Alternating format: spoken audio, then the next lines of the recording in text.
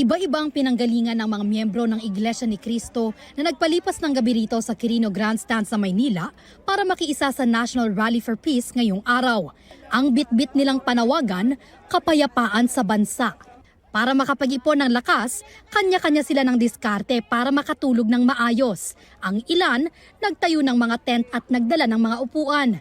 Ang iba naman, naglatag ng mahihigaan. Basta ang sa amin, unahin yung bansa natin. Ang dami na naghihirap lalo-lalo na laki ng problema ng bansa natin, alam ninyo yan. Upang maiparating sa ating mga mambabatas na tayo ay magkaisa na lamang para sa kapapanatili ng kapayapaan sa ating bansa.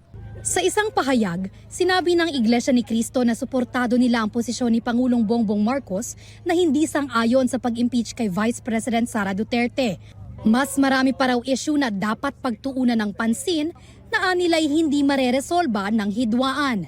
Maraming dapat asikasuhin po, napakaraming problema nga naman ng Pilipinas po. So dapat yun ang po muna ang unahin natin. Alas 4 pa ng hapon mamaya magsisimula ang programa at inaasahang matatapos alas 6 ng gabi. Bukod sa Quirino Grandstand, isasagawa rin ang peace rally sa 12 pang lugar sa iba't ibang rehiyon. Humigit kumulang 1 milyon ang inaasahang dadalo. Ilang kalsada sa Maynila at Pasay ang isinara muna ng MMDA simula alas 4 ng madaling araw kanina, kaya asahan ang mabigat na daloy ng trapiko sa lugar hanggang mamayang gabi. Nakabantay naman ang pulisya at tauhan ng MMDA para tiyaking ligtas at maayos ang pagtitipon.